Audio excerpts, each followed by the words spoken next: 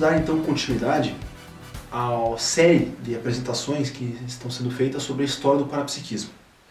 Então, na última apresentação, eu falei um pouco sobre as sociedades tribais, que elas existiram ao redor do mundo. Na verdade, não é uma sociedade específica, mas sim um estilo de vida característico do início da humanidade. Quando nós vamos... quando chega ao fim a hegemonia, o controle das sociedades tribais do mundo inteiro e algumas civilizações dessas começam a se constituir, alguns povos começam a se unir, se constituir, criar uma estrutura de vida mais refinada, é o momento onde dá-se início ao surgimento das grandes civilizações. E as 4 grandes civilizações que seriam os povos mesopotâmicos, os egípcios, os chineses e os hindus. É difícil você saber qual dos 4 teve início antes, mas historicamente, os registros arqueológicos que se tem notícia até hoje, os registros arqueológicos mais antigos são os da região da Mesopotâmia. Então, dentro do conhecimento que se tem da história atualmente, é provável que essa região da Mesopotâmia tenha sido a primeira a ser colonizada de maneira mais consistente na história. O início dessa civilização, ela fica em algum momento entre 5.000 anos antes da nossa era, ou seja, 7.000 anos atrás, e 3.000 anos antes da nossa era, ou que isso significa uns 5.000 anos atrás. Se você pegar um mapa do mundo, essa região fica onde hoje é o Iraque, o Irã, aquela região ali. Existem 2 rios na região, que é o rio Tigre e o rio Eufrates. E entre esses 2 rios, esses rios eles enchiam todo ano, tinha uma grande cheia, e a hora que eles recuavam, a terra ao redor deles ficava muito fértil. Então acabou sendo uma região que facilitou agrupamentos humanos, porque era uma região onde tinham terras férteis e se podia plantar muito. Não existe um povo só, para falar, esse povo é o mesopotâmico, porque Mesopotâmia vem do grego, que quer dizer entre rios, entre os rios Tigres e Eufrates. Há várias civilizações, vários povos, vamos dizer assim, sucederam uns aos outros nessa região. Então, os principais deles seriam os sumérios, que foram os primeiros, isso há mais de 5.000 anos atrás. Depois vem os acadianos, ou os acádios.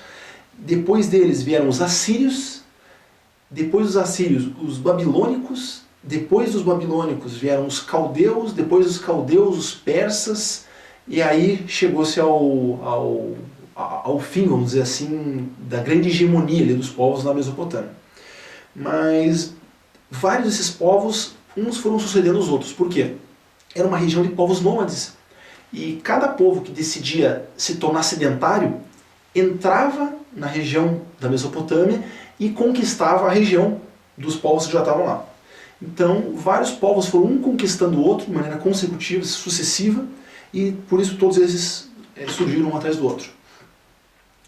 Do ponto de vista da história do parapsiquismo, o que tem de mais notável nesse povo? Nos povos que se sucederam na Mesopotâmia? Heródoto, que era o grande historiador grego da antiguidade, na primeira vez que ele foi abordar, que ele foi estudar os mesopotâmicos, ele chamou eles de raça de magos adivinhos. Para a gente ter uma ideia de o quanto a questão do parapsiquismo e das adivinhações mesmo faziam parte do dia a dia deles, o quanto isso era importante para eles. Um dos principais conceitos dos mesopotâmicos que a gente precisa entender, para entender o parapsiquismo deles, é a noção do destino. Então, esses povos, um atrás do outro, eles davam muito valor para a noção do destino. Eles acreditavam que existiam... É difícil chamar de deuses, porque Deus é um conceito já mais cristão. Então, a visão deles era diferente. Eles tinham diversas entidades que protegiam eles. E cada uma era responsável por uma atividade diferente. Então, essas entidades que os historiadores chamam de deuses, elas tinham poder sobre as pessoas, elas tinham capacidade de alterar e influenciar o destino delas. Então, grande parte do esforço que eles faziam era para entender quais eram os desejos, as intenções desses deuses e o que esses deuses iam fazer com os humanos, ou seja, qual seria o destino dos homens. Então eles começaram a fazer uma série de estudos para tentar entender a vontade dos deuses. O primeiro grande grupo de estudo que eles fizeram foi estudar as forças da natureza. Aquilo que hoje nós chamamos de sincronicidade. Então eles estudavam as forças da natureza para, através da leitura de ocorrências da natureza, eles tentarem entender por trás disso qual seria a vontade dos deuses e, por consequência, o destino dos homens. Então, eles fizeram um estudo sério da natureza, um estudo profundo, e que começou a estruturar o primeiro esboço daquilo que a gente chama hoje de ciência, né? Que são as disciplinas que estudam a natureza. Então, diversas modalidades diferentes de adivinhações foram criadas. Aquilo que depois na Grécia foi chamado de mancias. Então, essas mancias todas foram de influência mesopotâmica. E agora, o principal tipo de adivinhação, analisando a natureza que os povos mesopotâmicos desenvolviam, eram através do estudo dos astros, das estrelas, do movimento dos corpos celestes. Por quê? Na Mesopotâmia, eles viviam num clima muito árido, arenoso, desértico. Então, assim, eles tinham poucos recursos naturais ao redor deles para estudar. O principal elemento notável, visível, que chamava a atenção deles e que era cíclico, que ele tinha uma constância natural, eram as estrelas. Como era uma região desértica, eles tinham poucas nuvens, as noites eram estreladas e o ciclo das estrelas era constante. Então eles se dedicaram muito profundamente a conhecer, a descrever e compreender esses ciclos. E através dos ciclos eles começaram a tentar identificar fluxos de sincronicidade. Então, cadeias de acontecimentos, coincidências, relações não causais. Então eles começaram a estudar várias relações entre os astros e a vida humana, que é aquilo que hoje o pessoal chama de astrologia. Então isso aí vem tudo da Mesopotâmia. Eles estudaram muito isso, deram muita importância, mas por tabela eles se tornaram um povo que entendia muito de estrelas, muito de astronomia. Aí já é o estudo dos corpos celestes. Do ponto de vista parapsíquico, um caso interessante que se tem é de uma inscrição que foi encontrada num templo mesopotâmico que é datada de 3.800 anos antes da nossa era, ou seja, 5.800 anos atrás. E essa inscrição, ela fala de um corpo celeste que eles chamam de Mesh-Sig. E esse Mesh-Sig, a tradução disso quer dizer brilho esverdeado. E quando se interpretou essa inscrição, perceberam que os mesopotâmicos estavam se referindo ao planeta Urano. Agora, Urano só foi conhecido da ciência ocidental, vamos chamar assim, depois do século XVII, quando o Galileu e a turma dele lá começaram a desenvolver lunetas e telescópios. Então, a pergunta chata que a gente tem é: como é que esse pessoal, há 5.800 anos atrás, sem luneta, sem telescópio, sem nenhum recurso desse tipo, conhecia o planeta Urano? Então, é evidente que existe mais uma hipótese, mas uma possibilidade disso ter acontecido é através do parapsiquismo, de projeções conscientes, de clarividência viajoura, que eles começaram a ver planetas à distância. Outra maneira de adivinhação que eles tinham, de mancia que eles tinham, era através de fenômenos parapsíquicos.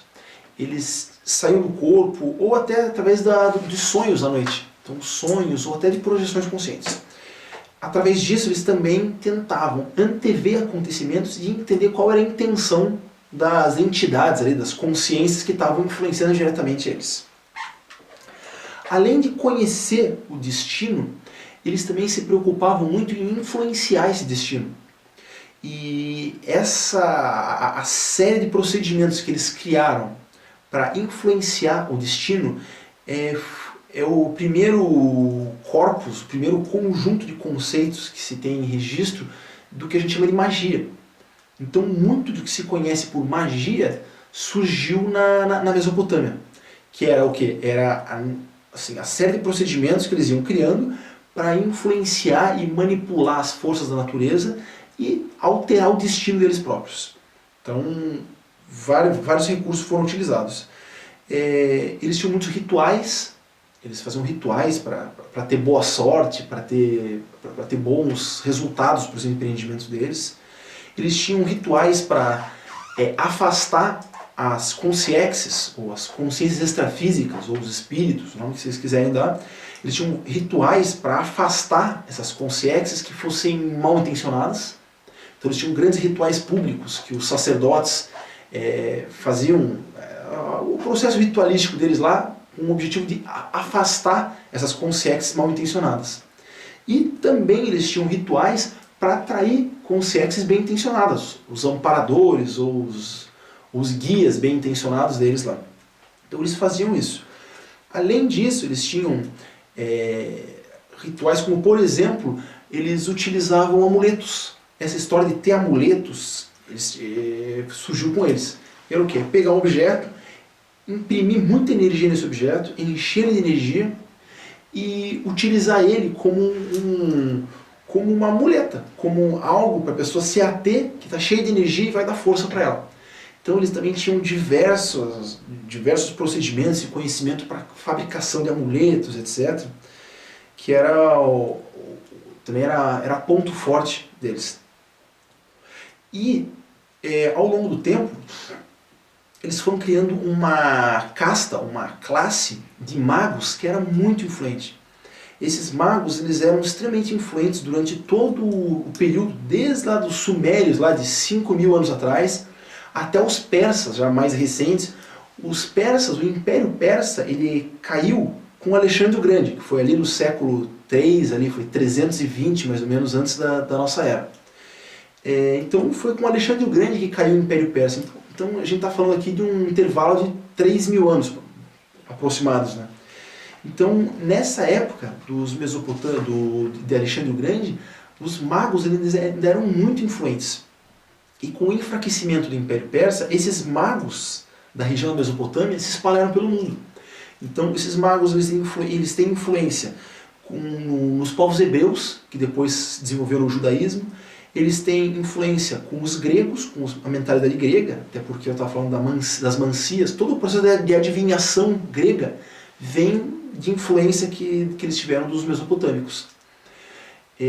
Também todas as outras sociedades da época foram influenciadas por eles. Os romanos, muitos líderes romanos, principalmente os imperadores ali, depois de Júlio César, ali que veio Otaviano, daí veio toda a turma dos imperadores romanos.